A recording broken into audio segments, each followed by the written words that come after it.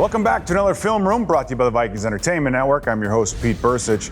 Well, the Minnesota Vikings look to make it 6 in a row, but they're going against a team in the Denver Broncos that, let's face it, just aren't what they used to be, forcing 5 turnovers against the defending Super Bowl champions and 3 in the first half against the Bills. Let's take a look at the film and see what the Vikings are up against. One of the things the Vikings offense is going to have to figure out is a 3-man pass rush. We saw New Orleans do it a little bit toward the end of the game. Denver does a very, very good job of this, and they did it against the Kansas City Chiefs. You're going to see exactly what I'm talking about here. Basically, you have 3 guys rushing the passer up front, and then this guy is the spy. He flushes the quarterback whichever way he goes. But down the field, they're building what they used to call, Willie Shaw used to call the old picket fence, meaning you've got slats. You've got 4 defenders evenly spread out right here at the sticks, and you've got 3 defenders on top so they can't get anything deep because they know the quarterback's going to have more time to throw. So you force them into this situation. The only routes they're giving up are these, the short routes, which these underneath guys can rally and tackle. It's tough to go against. The main thing to make sure you don't do is have 3rd and about 13 or 14. That's how you avoid this kind of thing. But let's see how this plays out for the Kansas City Chiefs. Obviously, Mahomes all day long, but he has nowhere really to go. And now he's getting chased by the flusher. He just throws this thing out of bounds. So a 3rd and 13, and he's heaving it up, calling no joy. You got to figure this defense out. Now, with this 3-man rush, you don't have to always just play zone. Denver also does it with man-to-man, and we're going to see the same thing here. But again, remember, 3rd and 10 right here. So stay out of 3rd and long.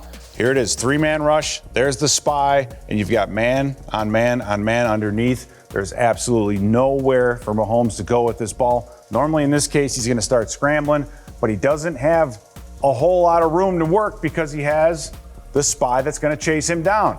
Spinning around, buying himself some time, finally gets a guy open, but this is exactly what the defense wants. That's 4th and 1 in the middle of the field. That means the Chiefs are going to have to punt. So one of the things that stands out on film is the Broncos struggle to get consistent pressure on the quarterback with just a 4-man rush. That means they have to do some blitzing. And in this case, they're going to play man-free behind it. And they have these 2 linebackers mugging up in the A-gaps. We've seen this a million times in this day and age. You have Jerick McKinnon up here to help protect. But these 2 linebackers do a great job of running the stunt. You have the pick coming from the one side and the looper coming from the other. They get to the quarterback. Boom, you pick off the center, you get the one-on-one, you make Mahomes step up, and you bring him down for the sack. So you have to be ready for the blitz, not just the 3-man rush. And also, like the Vikings, the Kansas City Chiefs have a pretty good tight end. But you got to be careful not to dial into him too much. And we're going to see what Denver is able to do. Watch Jaquan McMillan up here on top. He does a fabulous job on this play. As Mahomes gets to the top of his drop, you're going to see the inside linebacker. He's covering the deep middle route. This is that Tampa 2 that we've seen earlier. But Jaquan McMillan does a great job of staying in this lane and squeezing this from the outside in, and is able to get in front of this pass, cut it off, and make the interception. So you can't just dial in to one receiver against this Denver Broncos defense. One of the mantras we live by here in Film Room is if you live by the blitz, you die by the blitz. We've already talked about the need for Denver to blitz to get pressure on the quarterback. This is what the opportunities are when this happens. And this play, you're going to see a 5-man rush. See it a lot in this day and age in the NFL. But watch what Kansas City does. They have extra guys in the backfield for protection. When Mahomes gets to the top of his drop, you're able to give him enough of a pocket where the middle of the field is coming open. They're short a defender. You have a guy wide open down here. You have a guy that's coming open toward the middle of the field. Easy throw and catch. But this is the difference. You've got to hold on to the football. This is where the Denver Broncos have been benefiting the last couple of games. Teams just not holding on to the football. So it ends up being on the quarterback to understand what play to run against the defenses you're going to see. In this case, Mahomes is lined up. You have 1, 2, 3, 4, a blitzer over here. So they're going to send 5 on this play.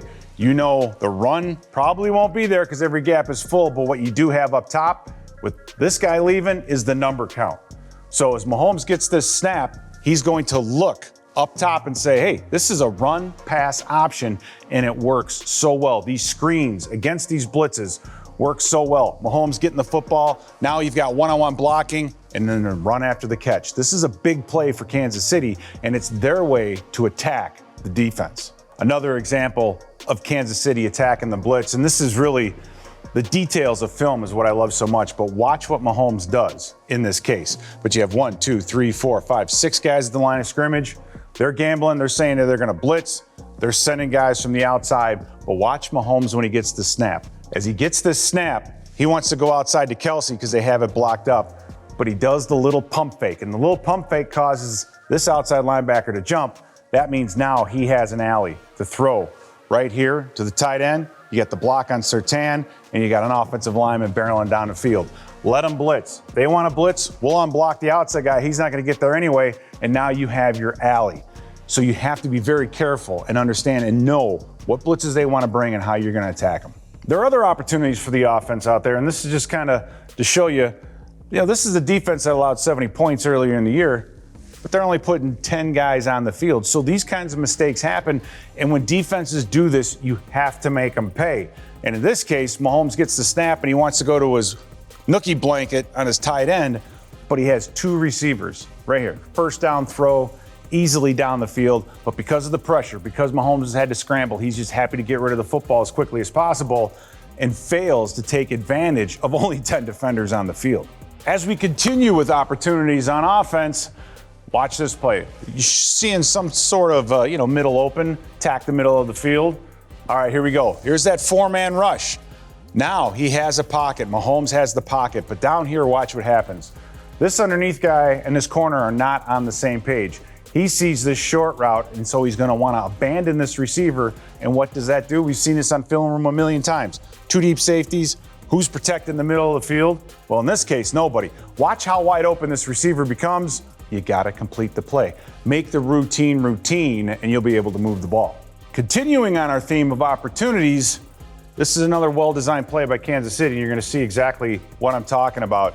As Mahomes gets to the top of his drop, again, a 4-man rush. He has an in route. This is a first down. He could throw that ball, or, he has his tight end right here. But the other part of this is, again, the 2 high safeties. Who's defending the middle of the field? You have a tight end matchup with a linebacker. TJ Hawkinson is as good against a linebacker as anyone.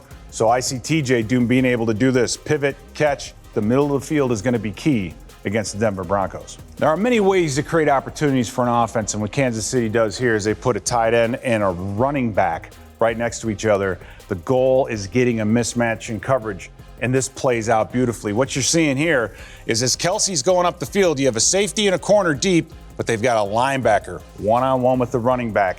This guy doesn't cover in space. Linebackers don't cover in space as well as safeties do. So you get the running back on the linebacker, you run the little pivot route, you get him to the outside, 7-yard throw becomes a 15-yard gain because you got the mismatch. And finally, on the opportunity side, you're going to start noticing some themes, and that's what film is so important. You get themes, you start learning patterns.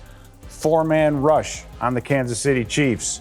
Watch Mahomes as he gets to the top of his drop, little chip on the way out, but Mahomes has time and he has a pocket.